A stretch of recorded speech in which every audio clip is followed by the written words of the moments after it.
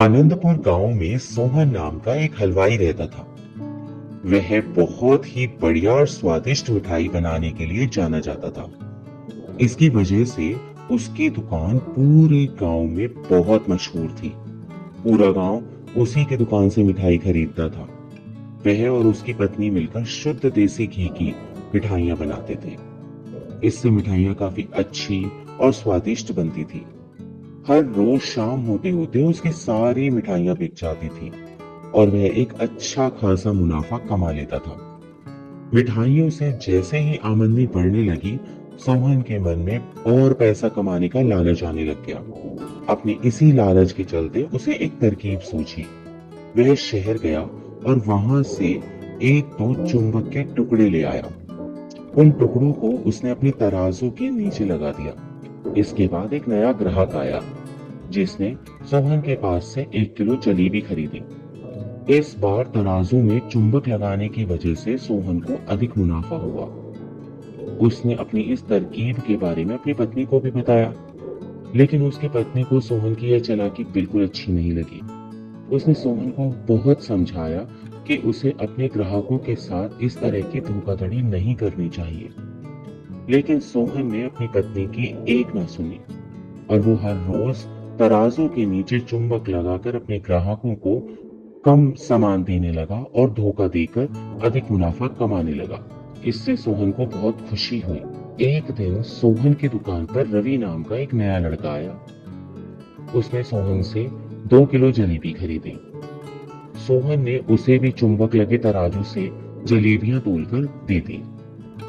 रवि ने जैसे ही जलेबी उठाई तो उसे लगा कि जलेबी का वजन 2 किलो से कुछ कम है।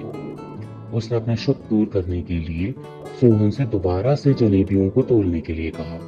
रवि की बात सुनकर सोहन चिढ़ गया। उसने कहा, मेरे पास इतना फालतू समय नहीं है कि बार बार तुम्हारी जलेबियों को तोलता रहूं। इतना कहकर उसने रवि को वहां से जाने के लिए कह दिया। सोहन मिठाई वाले की बात सुनने के बाद रवि जलेबी लेकर वहां से चला गया। वह एक दूसरी दुकान पर गया और वहां बैठे मिठाई वाले से अपनी जलेबी तोलने के लिए कहा।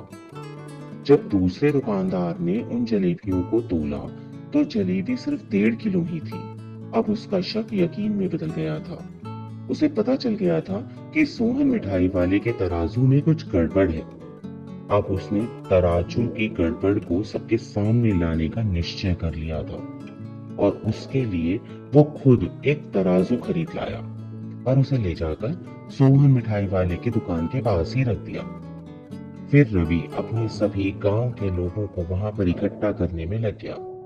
जैसे ही लोगों की थोड़ी भीड़ बढ़ने लगी तो उसने गांव के लोगों को कहा कि आज मैं आप सभी लोगों को एक जादू दिखाऊंगा।